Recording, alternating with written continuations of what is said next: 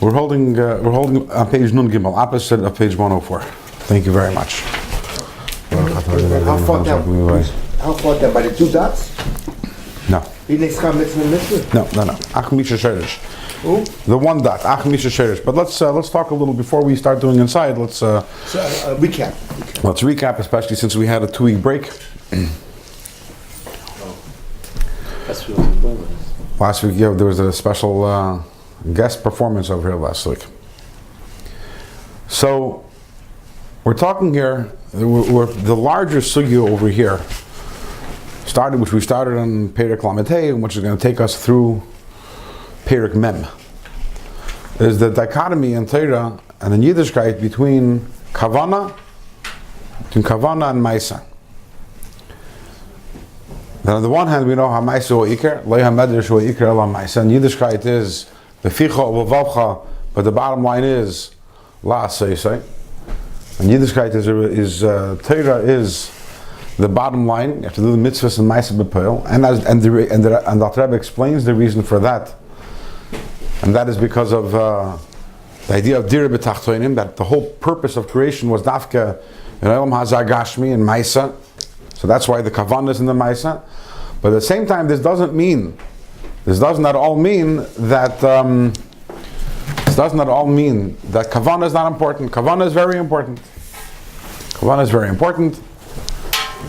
Why is Kavanah important? I mean, so on a very simple level, when we're talking about the Kavanah, again, just to reiterate, we're talking about Avas Hashem and Yiras Hashem. Kavanah as in the motivation for doing it. We don't mean Kavanah as in that as in mindfulness. That one, you're doing a mitzvah that you're having in mind that you're doing a mitzvah, or that when you're saying a bracha, having in mind the Pirush HaMilos. That's Kavanah also, but that's not the Kavanah that Alter Rebbe is talking over here about. Over here, Alter Rebbe is talking about the Kavanah as in the spiritual aspect, the Avas Hashem, the Yiras Hashem, the love and fear of Hashem that motivates a person to do a mitzvah. So we're talking about the importance of that Kavanah. So why is it important? So again, and if you ask classically most people why is it important to have Kavanah, so there are a lot of reasons, a lot of true reasons, and many practical reasons. If you do a mitzvah with a chayis, right? Avas Hashem and Yiras Hashem. With zeal. Yeah, so first of all, you're going to do the mitzvah better. You're going to do the mitzvah with more hiddur mitzvah. You're going to do more mitzvahs because you're excited about it. Again, with Avas Hashem and with Yiras Hashem, the children it's going to pass on to the next generation. The most important thing in terms of, or one of the most important things in terms of chinuch is not only the doing the mitzvahs, but the way you do the mitzvahs with the geshmak. And you do it with hislahavos, avas Hashem, yiras Hashem. And by the way, yira is not a negative thing. You don't have to worry and say, "Oh, yira, that means I don't like doing the mitzvahs." That's a very immature yira. Immature yira. I don't want to do it, but I'm scared that I'm going to get a patch if I don't do it. So that's the yiras Hashem. That's an immature yira. Maybe it's a level of yira, the lowest level of yira, but we were supposed to have a higher level of yira, which is a sense of awe. So Adarabah, it's a great honor. It's a great honor to do mitzvah, but that comes along with a yira, right? Like you can imagine, that would be out of ahava. No, Ava's not awe. Ava's not awe. Ava's a feeling of it's a very a feeling of love and closeness, and yira is a feeling of reverence. That's right. We have reverence. Talk about in Parshas Baal Shem Tov talks about Aaron HaKohen, right? The Melamed, right? The Shvach Shel Aaron Shalei Shina, that he lit the menorah. Exactly. What's the chiddush that Aaron did lit the menorah without a shinoi? What's the chiddush? Without a deviation. You'd think without a deviation, right? Deviate from what Moshe told him. What it told him. So why is that a chiddush? Aaron should deviate from what Moshe told him. They're doing the mitzvah incorrectly then. So one of the answers that's brought down is that despite the tremendous, you can imagine if you're going into the Mishkan, the Kohen Gadol, and you're lighting the menorah, you can imagine the pachad, the yira, right? And you think that maybe because of the pachad and the yira that he would make a mistake and he would forget, he would get a detail wrong. So the shrach was that despite the tremendous pachad involved, he did everything exactly the way it's supposed to. Now you can ask Aaron, so do you want to not light the menorah? Was it an unpleasant experience because of the pachad? No, that's the biggest chus, right? So it's a chus to do mitzvahs, and then you have avos Hashem and yiras Hashem. So at a very simple level, that's why we have kavanah. But here the Alter Rebbe is talking a different nekuda. In these prakim, when he's talking about the importance of kavanah, he's talking about the idea that when we have kavanah, when you're doing a mitzvah, then you give the mitzvah a spiritual identity, a ruchniistic identity, and this way the mitzvah can fly up to the spiritual worlds. And again, when we're saying flying up, we don't mean that in a spatial sense, but we mean that the mitzvah becomes a spiritual mitzvah, It's actually connected to this week's parsha. So you have, in this week's parsha, you have the Teichacha. It's a difficult read, yeah. It's a difficult read. But as we know, that really the Teichacha is is brachas that are so high that because they're so high, by the time they come down over here, they don't look like brachas anymore. This is something that we learned about in Perek Chavav and Tanya. We learned over there that the highest brachas come from what's called Alma Diskasia, the hidden world, and therefore they're hidden. But be'emes, the brachas are all, so the klalos are actually higher brachas. They're all higher brachas. I don't understand. How's a klal could be a higher bracha? I don't understand that. It's a good question. That's a topic all for itself, but as is the mitzias. That's the mitzias. We're not good with the explanation is not for now. I will say though, a famous story, which the Alter Rebbe was a Baal Kera. The Alter Rebbe, the Baal Tanya, he was a Baal Kera, and he would read, and he was a major medayik, and he would read he would read the Torah, the Megillah, everything, and he knew the trop for Tehillim. I don't know if anyone knows today the trop of Tehillim. What's trop mean? Trop is the tamim for Tehillim.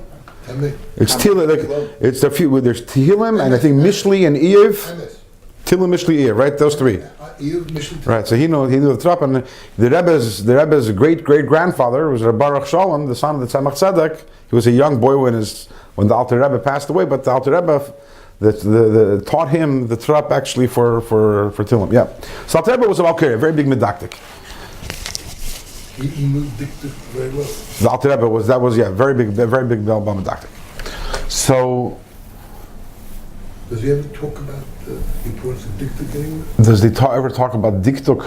I'm a machine with diktuk. Right. I don't know. It's possible that mefuzar and mefreida in different mamar in different places, but I can't think offhand without Rebbe talks about diktuk. Every my man of the Torah start with a diktuk question.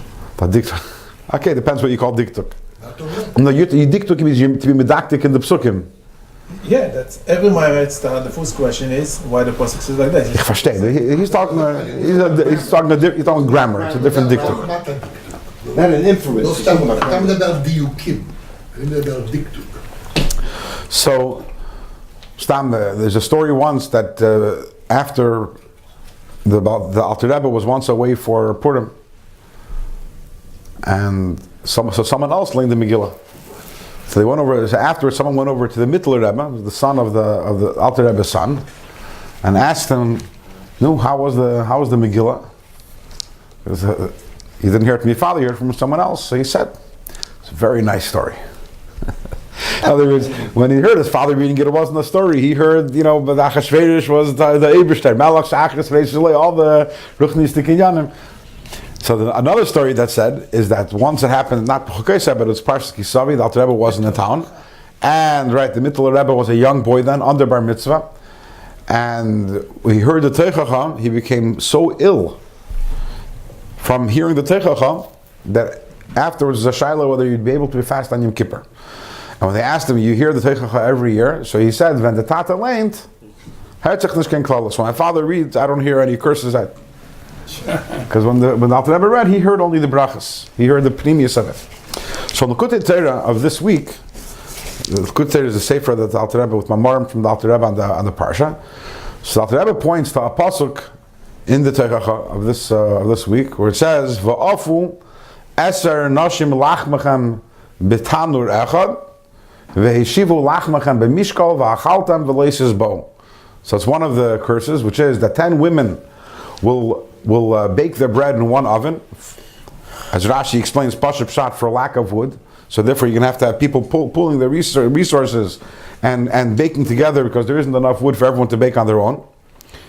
And then veheshivu lachmachem b'mishkal, which means that the bread is all going to fall apart in the oven because the bread is not the wheat is not going to be strong enough. It's not going to be good, right? It's going to be rotten, spoiled wheat, so the bread falls apart. So therefore, they can't each one come and take their own loaf, but they have to weigh the bread and then just give each one by weight.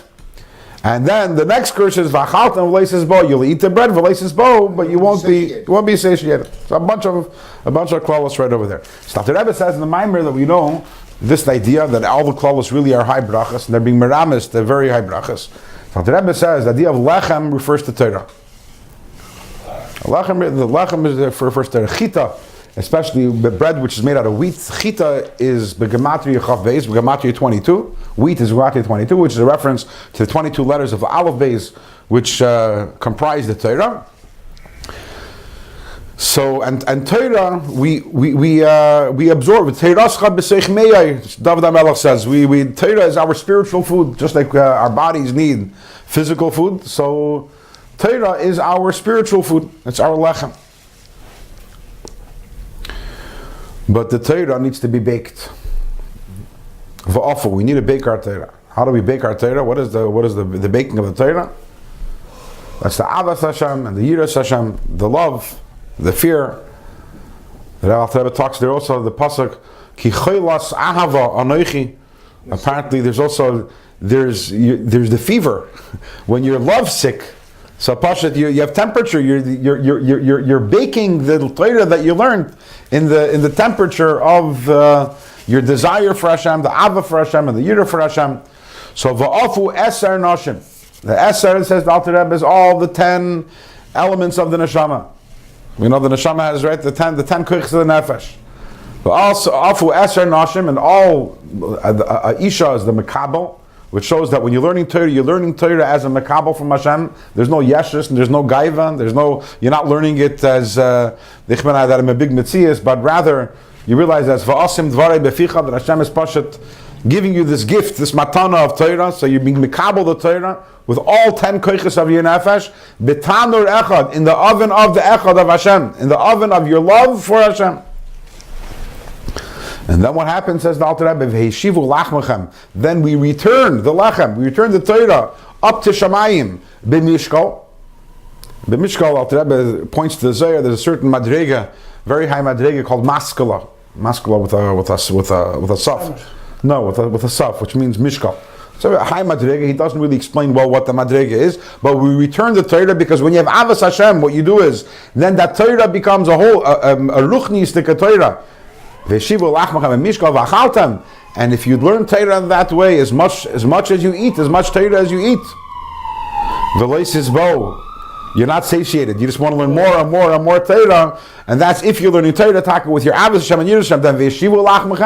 Then the Torah, you're returning it up to heaven, and there's much Torah as you learn. So this is an example that Alter Rebbe says of where we see that the what seems as a klala, but really it's being meramez, it's alluding to a very high bracha.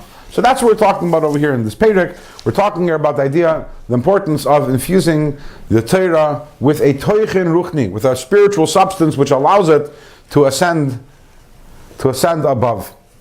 So in last year we spoke about that there are different types of chayis ruchni, of avos Hashem and yiras Hashem, different types of which we can infuse within with our Torah, and depending on what kind, depending on the type of our avodah, that is the schar of our neshama. So we spoke that there are 3 general categories. We spoke last week. We spoke on the one hand, there is a person who serves Hashem with what's called ava v'yira tivis, a natural love and fear of Hashem. Which means that not the person contemplated and meditated to be able to generate a love for Hashem, but this person was able to tap into and draw upon and recall the hidden love, the Ava Mesoteres that he has for Hashem. And such a person So such a person, that neshama, the schar of his neshama, is that goes out Olam HaYetzirah, which is Gan Eden HaTachten. Because Olam HaYetzirah is the world of Midas. A person who serves the Eibishter with a Ava V'yira, a love and a fear. But this is a Ava V'yira Sichlis, which a person sat and thought about Gadlus HaBeira, the greatness of Hashem, till the person developed a Ava V'yira, as the Rambam describes, a Ava V'yira to Hashem. That's a higher level, it's a higher madriga, because this is a Ava V'yira, which the person created. The schar of that neshama is Olam HaBriya, which is Gan Eden Elyon. That's the world of Seichel, the world of Bina. And then what we ended up with last week is then the very high neshamas, the greatest tzaddikim, the greatest of the great, like the Avis.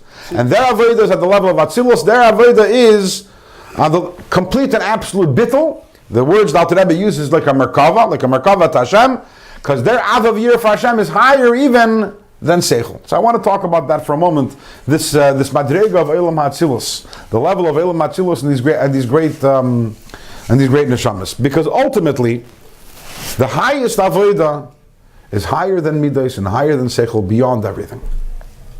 It's what's called L'mayla Mitam V'das. Mayla Mitam V'das means above Tam V'das. How's that achieved like that without a logical... It has to do without what? Without Seichel. How could you have Avivira without... It's not without, it's above. It's a difference, and I'm going to get to that in a moment. That's acquired. The reason why it has to do with Sherish HaNeshama.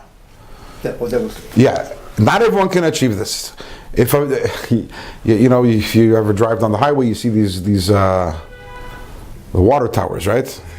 What's the function of a water tower? You know, the equal distribution of water pressure. Which is because gravitation. Right, because the water can only go up as high. So if as high as the water tower, so then the water can go up. Even if the house is 4 stories, 5 stories, it'll go up to that level. Also, there was that idea of the water of the Shiloach. They had to make a system also that the water should be able to go up. So the same thing is also, you can't go higher than your Sherish HaNeshama. When you're Sherish HaNeshama, that's your limit. It's like that's where the water tower is. So most of us, we can't have an avoid on the level of Atzilus because our neshama, our Sherish HaNeshama isn't that high. The greatest of tzaddikim, their Sherish HaNeshama is taka in the world of Atzilus, and therefore they're able to have that avodah. So what is this avodah of the world of Atzilus? So let's look a little later, and we'll gain a little insight because we'll find out what is Atzilus in our life, even though we're not the greatest tzaddikim. I can speak for myself, maybe some other people around here in the table are, but even though most of us over here, we're not tzaddikim with that madriga, but we do have a taste of that every single day, and let's do inside. We're going to start, which says Ach Misha Sherish, page Nun Gimel. It's the middle. 11 lines from the top.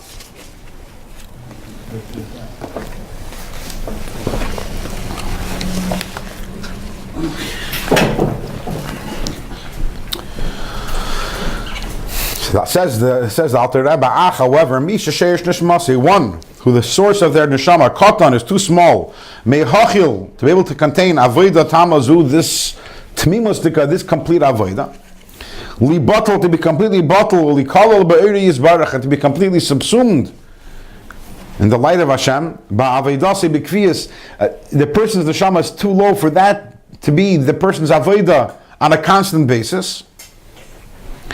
Rak only leprakim v'itim shehim eish ratzon l'mayla. But every single person we can have atzilus moments, at times which are auspicious times above.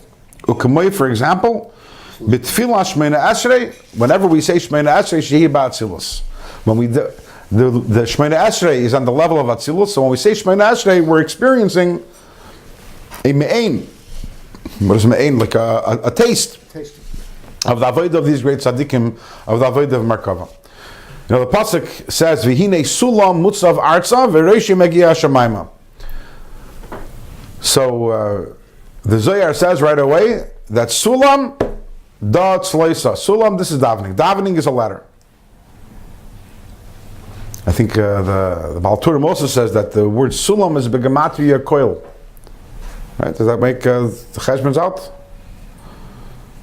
What koil is what? It's 136, and sulam is 90. What?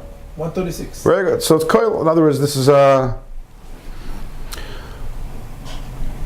it's brought down in Sfarim, in the Galamukis, and Kabbalah Sfarim, and then in the Sfarim Chassidus, that this ladder, which is davening, which mutzav arza, you start davening, you're on the ground. You're mutzav arza. It's not only oimid arza, mutzav. Nitzav means like you're standing strong. You're really you're a aretz person. You're a earth person. But by the time you finish davening, where are you heading to? Magia Hashemayim, all the way up to heaven. So davening is the ladder.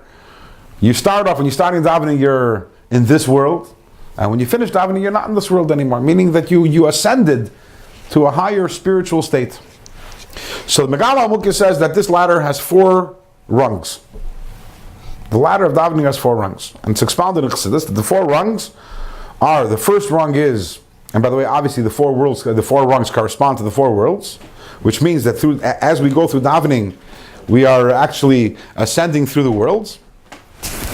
So the first rung is until Baruch Shamar, and that's the world of Asiya, right? And that's why we say Hoidu Lashem. The word Hoidu means Malashon Haidah. The word Hoidu means to acknowledge or to have bittul, to be moida. Because when you begin, you don't have any high madrigas, you don't have any feelings, and you don't have your mind isn't worked out. But the first thing we do, the beginning of every avodah is Haidah. That's why when we wake up in the morning, what do? Moida ani. Because the first thing is, before I've attained any levels, I'm mivatel myself to Hashem. I say, Hashem, even if I'm not interested, and even if it doesn't make sense to me, even if I don't feel like it, right? I'm yours. That's moida ani, and that's hoidul Hashem. But that's the beginning of the avodah. The beginning of the avodah is this hoidah. But then we move on.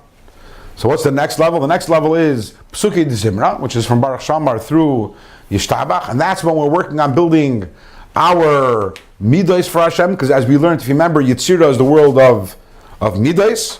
And then Kriya Shema and Birchas Kriya Shema is the world of Bria, which if you recall, I said that's why we sit by Kriya Shema, because the world of Bria is called the Kisei. It's called the Kursaya. It's called the seat, for reasons we discussed a few weeks ago. And that's a world when we're Kriya Shema and Birchas Kriya Shema is when we're being mispoinen in the greatness of Hashem and the Malachim. It's a time of greatest boininos, and that's why it's the world of Bria. And then after all is said and done, we reach the world of the Shemini Esrei. And Shemini Esrei, we stand at attention, ka'avda kamimare, like a servant, because we're absolute bittul, like Atzilus, which is absolute bittul. So the question is, what's the difference between the bittul of Hoidu and the bittul of Shemini Esrei? We start with bittul, we end with bittul. So what did we just make a full circle? We started with Hoidu, we ended with Shemini Esrei. So what was the point of the journey? But the answer is, there's a very big difference. It's a very big difference. When you started davening, you were by Hoidu, you were below, you were a lowly person. Your mind wasn't right. In other words, your mind wasn't thinking about the greatness of Hashem. Your heart wasn't in the right place. You weren't feeling feelings for Hashem. You might have been feeling other feelings. And still you say, regardless of whatever I'm thinking or feeling or interested in, I'm being mevatel myself to Hashem. That's the lowest level of bittul. And then throughout davening, what is our avodah? Our avodah is to refine ourselves. That's davening. Davening is avodah. Avodah is tefillah. And the avodah, as we learned in the past, is the word avodah in Chassidus is related to the word ibud oiros. Ibud oiros means tanning leathers. We're taking our rough self, right, our unrefined self, and we're working ourselves through during davening. It's avodah, and we're working on our midos that we should have avas Hashem. And we're working on our seichel that we should understand the greatness of Hashem. And by the time we come to Shema, we're beautiful people. Our mind is fully cognizant of Hashem's greatness. Our heart is filled with love of Hashem. But that's not enough. Once we have all that, then we do a bittul which is higher than that. The bittul of hoidu is a bittul which is lemata mitavadas. That's before everything. Once I have the avodah, I say, yes, it's true, I understand Hashem's greatness, and I feel. But my bittul to Hashem goes beyond that. My bittul to Hashem is not limited by how much I understand. My bittul to Hashem is not limited by my feelings. As great as my love is, my bittul is even greater. But that level, the bittul of Shemona Esrei, is a bittul which is, I'm already a holy person, but that's not enough. Even when I'm holy, I have to put myself aside and have bittul to Hashem. As opposed to the bittul beforehand, I'm not a holy person yet. Davening makes you holy, but even after you're holy, which is you reach in the world of Bria, you still, you need to have, so Atzilus is this bittul, so Atzilus is the experience, every one of us can have that experience of bittul. A great tzaddikim, they live on the level of Shemona Esrei a whole day. That's their whole existence, is that bittul. We have that by Shemona Esrei. That's our Atzilus moment of the day. There's a story, I don't know if I've said this before. The Maggid of Mezrich, he was a Talmud of the Baal Shem Tov, and we don't know exactly when he was born. We don't know which year he was born, and we don't know what his birthday is. We know he passed away in Yutas Kislev in the year Tavkuf Lamed Gimel in 1773, but we don't know when he was born. However, the Kabbalah is, the tradition is that he was actually older than the Baal Shem Tov. He was a Talmud of the Baal Shem Tov, and he was the Baal Shem Tov's successor. But the Kabbalah is that he was actually older than the Baal Shem Tov. How many years Baal Shem Tov will live? Is this based on what? This is a Kabbalah, Bechsidim. We don't know exactly. Based on anything?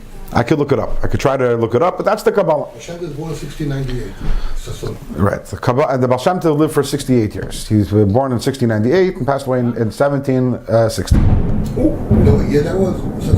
No, then it's 62 years. That was the year Nachas. Right, Nachas to the year Tavkuf Chaf. Yeah. So,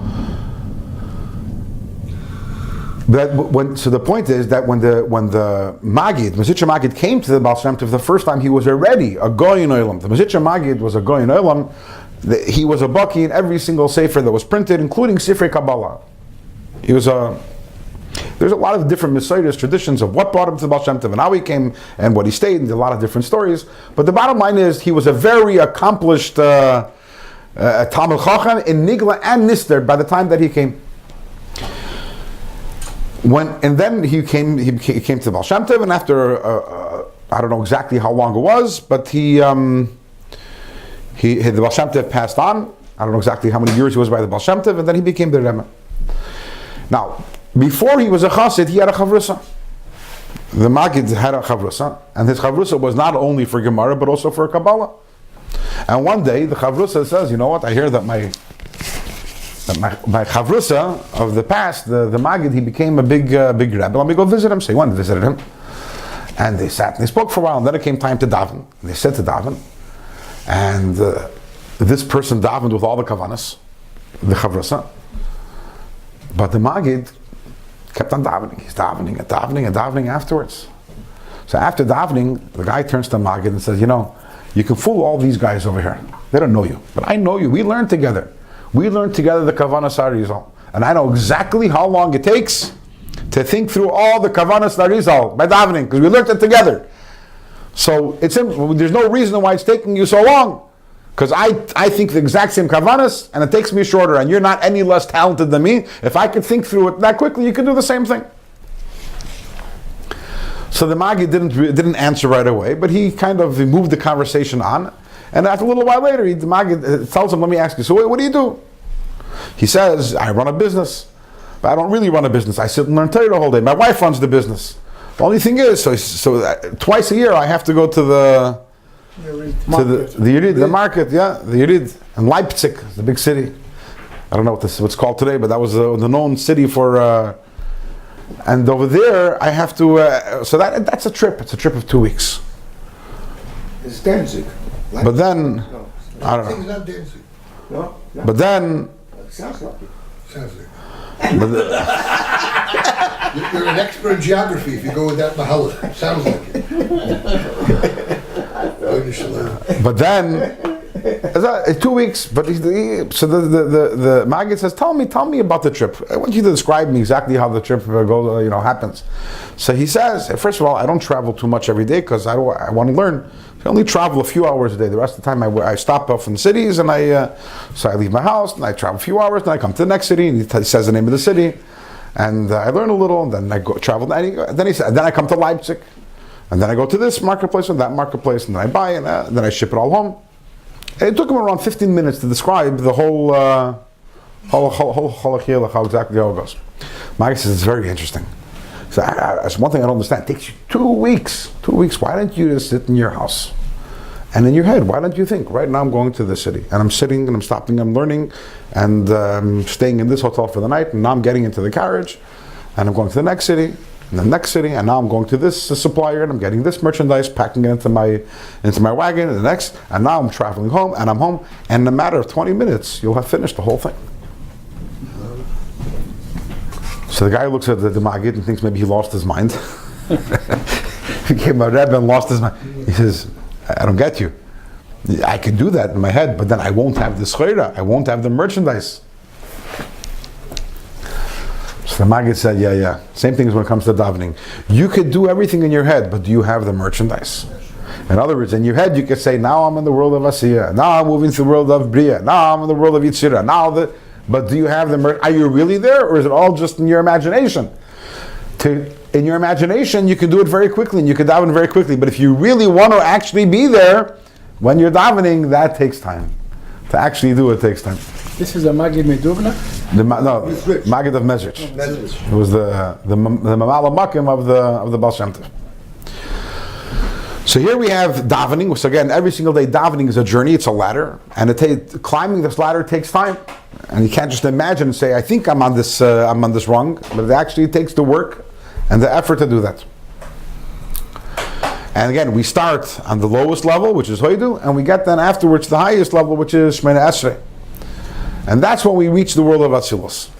And there's actually an interesting analog to this also in where we are right now in Sfiras HaOmer, which is that there's also these three stages. There's the first stage, which is like the Hoidu stage, and that's Pesach.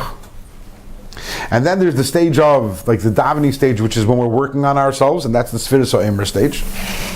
And then after we worked ourselves, and we've arrived at a place of incredible holiness and refinement, then there's even higher level of bittul, which is Kabbalah Satoira, which is a madrega which we can never reach on our own. That's complete bittul Tashem, which is happened by Matan Torah. So that's also another parallel. So we have the bittul of Pesach, we eat matzah. Matzah is bittul. But that is a bittul, we're behemoths. Pesach, we're behemoths. We were on the 49th level of Tumah. And we were mamish. That's why on the second day of Pesach, the carbon that we bring, the carbon of the Imer is a carbon so'irim. So'irim barley, we know is Michael Behema, as the Gemara says. So, because we were on the Madregis of Behemoths, we have a ways to go. But still, the beginning of the Avodah, just like you wake up in the morning, you say Moida Ani, even though I might be a Behema, Moida Ani.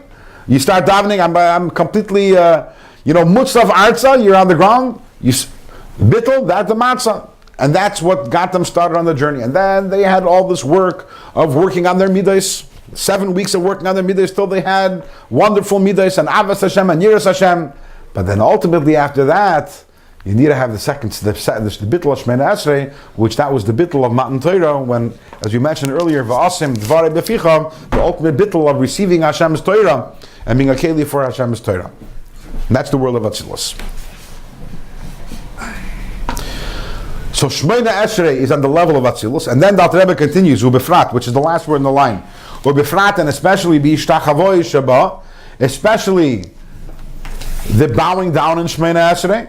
Shekol Ishtachavoi Bebechinas Atzilus. In general, bowing down is Atzilus. And if you understand what Atzilus is, the idea Atzilus is bittul, so that's why Ishtachava, the idea, the concept of bowing down is the idea of bittul. So Shemona Esrei is Atzilus, but the apex of Shemona Esrei, the climax, the high point of Shemona Esrei, the ultimate bittul, even within Shemona Esrei, which is all bittul, but the ultimate bittul is the shtachava, is the bowing down. K'meshakasu b'pri Yitzchayim b'Kabbalah Shabbos. Kihi inyan bittul be'eri yizbarach. The idea of bowing is being bottled within Hashem's light, is chashiv kamei klei mamish, and feeling like absolute nothing. As I gamkein, so then all other people who their avodah, they're not the big tzaddikim. Their avodah is not atzilus. The only time when they reach atzilus is in Shemoneh Esrei. So Iker Kviyas Nishmasei U'Be'el Mabriya. Those people, their main place of the neshama is in El Mabriya, and only during Shemoneh Esrei by the Shtachavois do they are they in the world of Atzilus. We know that in the Oil Masiyah in Tukazim there's no Kriya at all. There's a Kriya by Baruch Hu, right? You're supposed to bend, but that's not like Ashtachavoy, right? There's a lower level of bittul. It's a very good question, and I don't know. I'm sure I'm sure it's discussed. I personally haven't seen it, but yeah, every single time where there's a bowing, that's a certain concept of bittul, and it's interesting that Baruch Hu was at a transition. It's between. But what is the significance of that bowing and that Baruch Hu? I don't know. But before we don't have any Kriya, in Hoidu, Baal Shem Tov Library, there's no Kriya at all. There's no Shtachavoy at all. Right. There's a sefer, it might be over here. There's a sefer, Lilmed Eichli Spal, a multi-volume set, which goes through the whole davening according to Chassidus, and maybe afterwards, maybe look over there. Maybe he has a beer on this.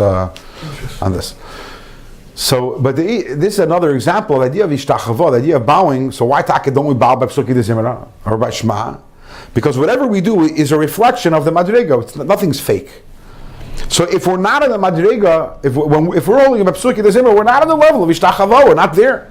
We're not there. We're not on the level of bittul. Now, sometimes by Shemoneh Esrei we're not there also. Let's be honest ourselves. But at least by Shemoneh Esrei, that's where we're supposed to be. If we're davening properly, by the time we get to Shemoneh Esrei, the shtachava is supposed to be taka emes shtachava. The bowing is supposed to be emes. And this is something which we know, like we say in davening, ve'einanu yicholim laleis v'leirois v'lishtachves. Right? And now there's no Beis Hamikdash. We can't go up and we can't go up and we can't see Hashem and we can't bow down. So Chassidus, the question is asked, we can't go up, okay. We can't see, okay. But why can't we bow? What's stopping you from bowing? But the answer is that when the bowing in the Beis Hamikdash, which we know that the Beis Hamikdash, they would bow, not only the way we bow Shemoneh Esrei, but they would bow the Pishut Yadayim V'Raglayim, right? Complete, they would do, I think it's prostrating themselves, right? On the floor. That was a reflection of the fact that there was such a tremendous gilui in the Beis Hamikdash that when the Yidden went there and they bowed, that was a complete expression of the ultimate bittul.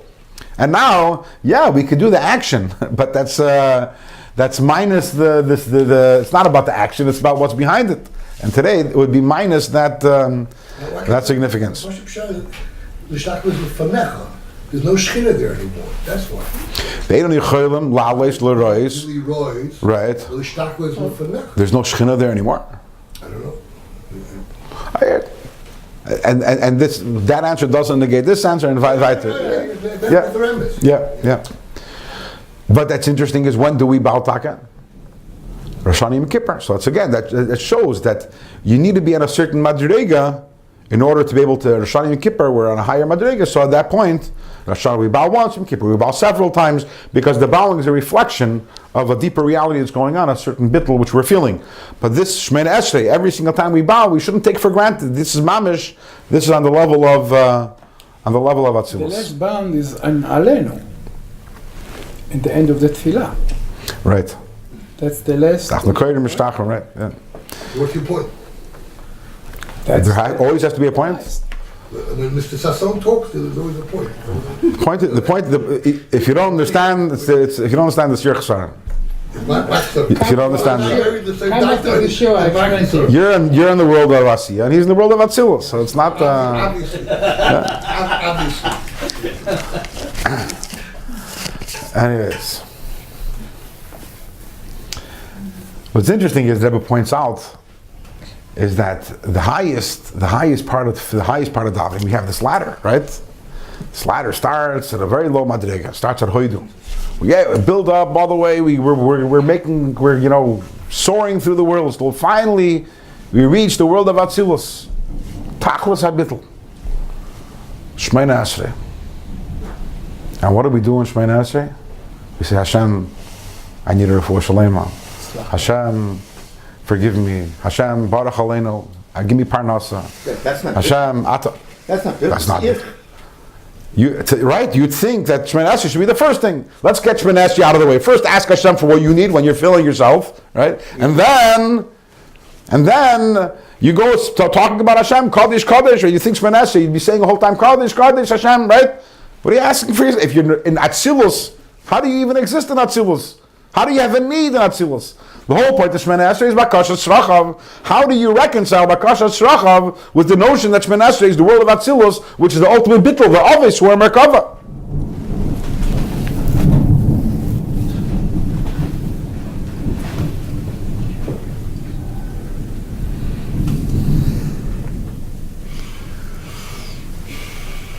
So the Rebbe connects this to the story of Chana.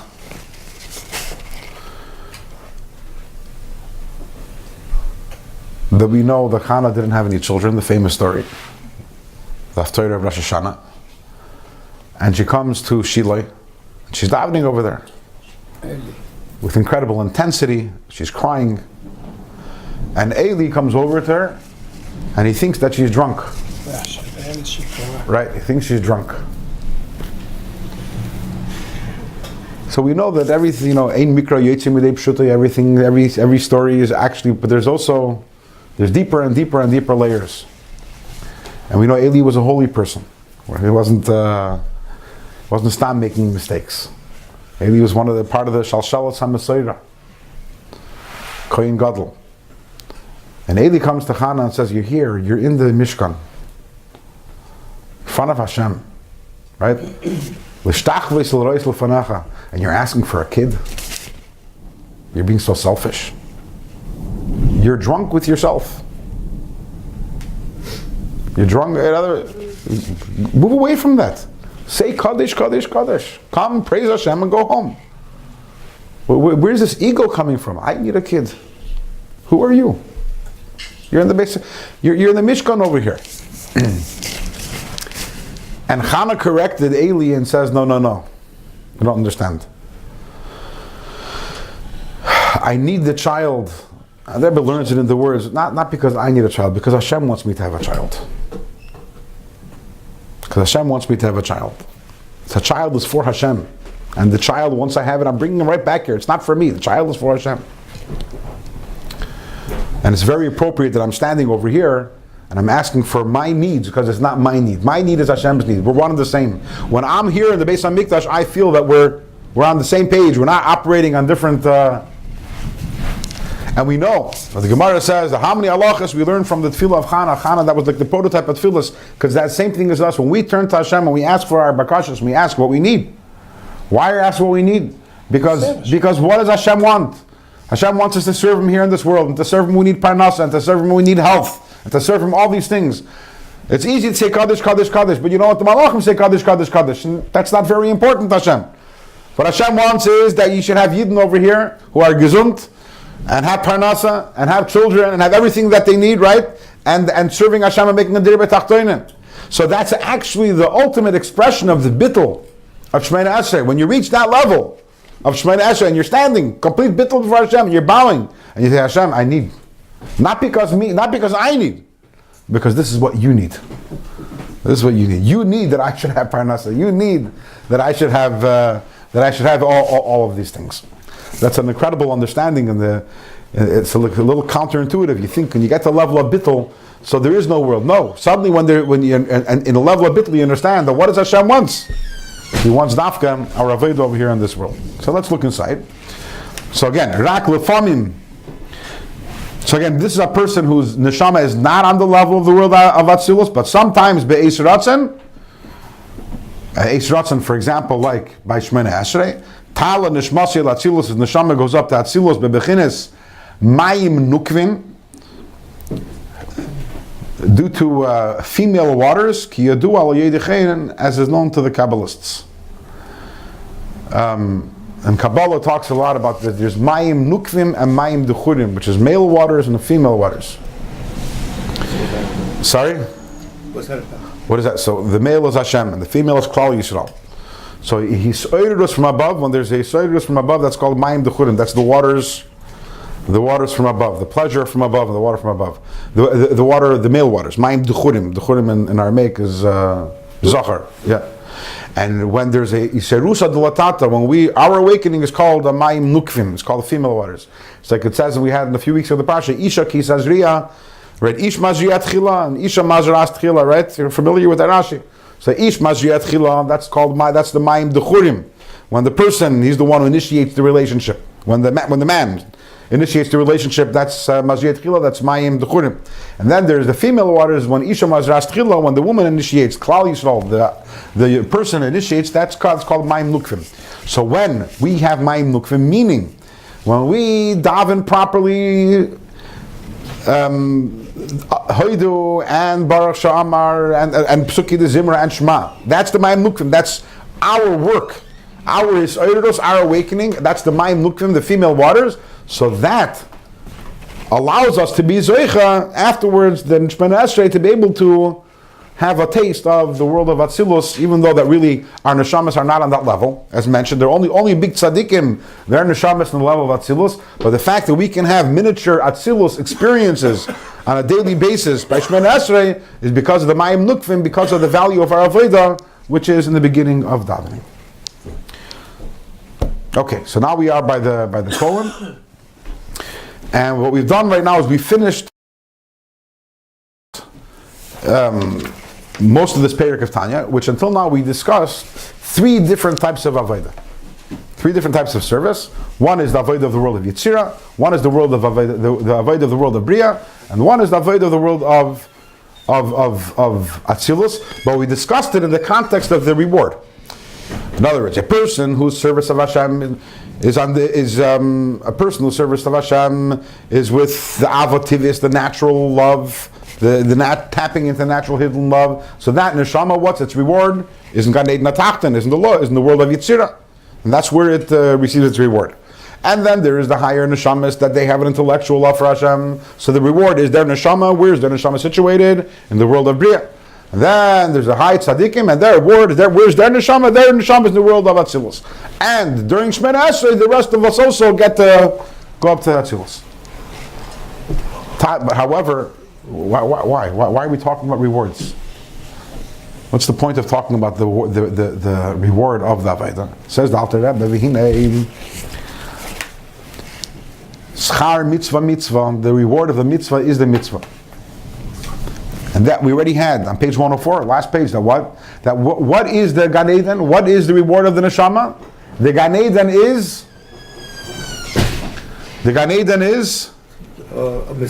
to experience the Ziv HaShechina. And what is the Ziv HaShechina? What is the radiance of the Shechina? That is the radiance of the mitzvah that you did. Sure. So the reward is the mitzvah. The mitzvah creates the reward. And therefore, because your mitzvah creates the reward, Pirush, Shemischara Neida Mohusa Madrigasa. The reward tells us about the Avodah. When your work creates the reward, you can look at the reward and know what the work is. As we discussed, there are 2 different types of reward. So for example, if I brought in my paycheck, if you guys didn't know me, I walked in, paycheck, and I passed it around the table and everyone looked at it and examined it. Okay, you get a little idea probably what to do because of the top corner, right? Okay, let's say I got paid in cash, okay? So I brought in $2,000, I passed it around, everyone looked at it and examined. Can someone tell me what I did to earn this money? No. You can't look at the reward and know the nature of the work. But schar mitzvah, which means that mitzvahs are different. The mitzvah creates the reward. My work doesn't create my paycheck. I do my work, that's one thing, and then my boss gives me a paycheck. That's unrelated. And that's why, we have 10 people sitting around the table, we all could be doing different work, we can all get $1,000. How are we all getting $1,000 when each one is doing a different work? Because it's not connected. Right? But if I eat a cake, that's a reward, right? What's the work that went into that? I could probably tell you a general idea of the work that went into it, because the work creates the reward. When you make a cake, the work creates the reward. It's not a separate thing. So al derech zeh, obviously in a much higher level, schar mitzvah, your mitzvah creates the reward of the mitzvah. Your mitzvah creates the reward. In Gan Eden, when you go to Gan Eden, the tainug that you have is the ziv hashchina, is the ziv of your Torah and your avodah. The glow, the radiance of your Torah is godliness, is alakus. Your mitzvahs is alakus. The glow and the radiance of your Torah mitzvahs is what you are basking in its presence. So you are creating your reward. So therefore, I could look at your reward and tell you about the nature of your avodah, of your service. But when you started to do the mitzvah, then you didn't know what to do. Eitem matan schara means something else. That means I don't know which one's more, which one's less, but leave that alone. The point is that we talk about that Nen and Miziv Hashchina, says the Alter Rebbe, that means that you're having Hana, Pashat, the mitzvah, the shine, the glow of your mitzvah is what you're... Your reward. Yeah. So therefore, again, these are very key words. Mischara neida mohusa madregasa. This is that when you look at the reward, you know that tells you a lot about the nature of the avodah, because that's cause and effect. My working and my paycheck is not cause and effect. The proof is that it's possible for me to do my work and for my boss not to pay me. Right? Is that a possibility? Well, but cause and effect doesn't work. The cause and effect means this causes that. So obviously it's not a straight cause and effect. But mitzvah is cause and effect. And therefore I can look at the effect and know what the cause is. By the way, this is a lot of, we talk about schar and oynish. The point of talking about schar and oynish is this idea, mischara nida muhusa, which is that when I know that when a person knows that they're going to go to Gehenna for doing an avera, that's something we spoke about earlier. So, why is that important information? So one pay, because it scares me. Why? Because I don't want to go to Gehenna. That's one way of looking at it. But if mischara neda muhusa, then talking about Gehenna tells you how bad Havera is. It's not about the Gehenna. The concept of mischara neda muhusa means that the consequence tells me about the nature of the deed. So when a deed has a terrible consequence, what does that mean? That means that the deed is terrible. So I'm not scared of the consequence. The deed scares me. And the same thing is, when I hear that my mitzvah creates my Gan Eden, that means that my mitzvah is greater than my Gan Eden, by the way. It creates it. So then I value the mitzvah. So Mischar Nida Mehusa gives us a new understanding, and sometimes why we talk about the Schar V'Oinish, it's not because we're focused on the Schar V'Oinish, but it gives us insight into how great the avodah is, and the opposite of how detrimental and how harmful is the avera. Yeah. Okay. So says the Alter Rebbe, everything we spoke about until now in this page, we talked about the neshama goes to this world or that world. It's not about that. It's mischar nidam husa. We're not focused on the schar. It's only in retrospect. Around you don't know which gives you more schar, which gives you less schar.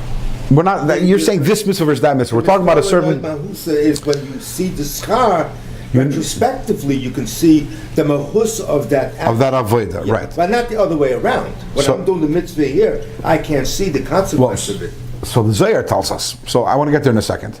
So yeah, this is about the type of avodah. So you look in the Zohar, and the Zohar tells us. The Alter Rebbe was quoting from the Zohar that when you serve Hashem with the chilu rechimu tivim, that all the fear and love of Hashem, which is the natural, so then the neshama goes to Elam HaBriya.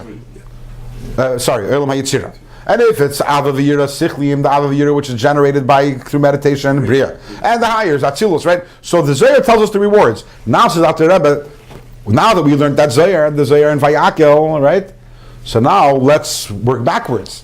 The Zohar tells us the effect, but the effect was caused by the cause. The effect teaches us about the cause. So the whole examination and exploration that we did in the last two shiurim of the Zohar, which tells us about the reward, the purpose of all that was so that we should be able to use the reward to have a better understanding of the actual avodah. Let's do one side. Says the Alter Rebbe, "Ve'ein lanu esek b'nestaris." We have no business with the hidden madregas. Shem tzadikim hagdolim. We're talking with those big tzadikim. Shem bebechinas merkava. That level of merkava, the Avis and Moshe. We have nothing to do with that. Rak haniglas lanu. We have to deal with the madrigas that are revealed, the levels that are revealed, the avodah which is shaykh to us. Shachareim kol adam yimshech, that every single person has to go. And that is leidan amana, that we have to know. Muhus umadrigas avodas Hashem betchilu urchimu b'skalos libay. We have to know the substance of avodah. When you serve Hashem with love and fear revealed in the heart, when I serve Hashem and with a love and fear which come from my seichel, my meditation, the greatness of Hashem, I have to know that avodah that avodah is on the level of bria. Forget about the reward of my neshama afterwards. Let's talk about the avodah. That avodah is on the level of the world of bria. And if I serve Hashem with love and fear, but it's natural for love and fear, natural love and fear, and I evoke it and invoke it in my mind, that avodah is on the level of the Yud Sfiris, the Yitzira. Aval, however, avodah b'li yiseder is the chilur rechimu. If you serve Hashem with arav v'yiram, I feel a bit moicha. You don't have avira, not even in your mind. Forget about in your heart. No avira, even in your mind. Right? So sometimes you have in the heart, sometimes at least in the mind, but no avira in the mind. The bechin is gilui. The hainu meaning, at the very least, at the very least, you have to tap into the hidden love for Hashem that you have in your heart. Leitziyah, to take it out, mahelam v'hestera leiv, to take it out from the hiddenness of the heart. Elagilui, and bring it out to reveal it. I feel it. At least, the very least, think about it in your mind, the recesses of your heart. And if you didn't do that, but rather, if the love for Hashem remains completely hidden in your heart, as you were when you were born, as it was before you did this mitzvah or served Hashem. This avodah without avavayira stays down here in the world which is disconnected, detached from Hashem, and nikra chitzonius ha'ilmas, the external levels of the worlds. Ve'emba koyach lalois v'likalul b'yichuda yizbarach. It doesn't have the ability to go up and be subsumed in Hashem's unity. So that's where we're heading the whole time. This is where we're heading. And this is where we're going to stop here. But we're heading the whole time. In the last 2 weeks, we were analyzing the schar of the neshama. If you do this type of avodah, that type of avodah, says Alter Rebbe, the point we're getting to is like this. If you serve the Eibishter with this type of avayira, okay, so then the mitzvah, the avodah, is on this level of kedusha, the level of the Yud Sfiris, the 10 Sfiris of bria. If if you serve Hashem with another level of ava, then your avodah is on the level of the 10 Sfiris of Yitzira. But no avayira. This works. Then the Torah mitzvahs stay stuck down here. And I can't go up to Hashem. And that's a problem. And that's what we're talking about. We're not worried about the reward. The reward is only coming to teach us about the importance of Avira. And we'll continue with Hashem next week. There's no reward for the mitzvahs in this world. So what does it have no Avira altogether? Does he get paid or he doesn't get paid?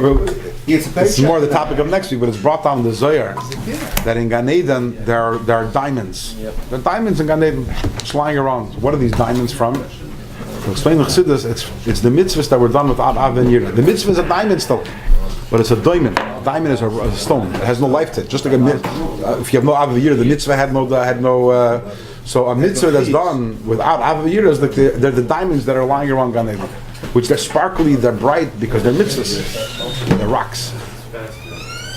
It's just a lower level of pleasure. It's a less godly level of pleasure. Yeah. It's part of the Ziva Shchina, though. No, it's not. Next week.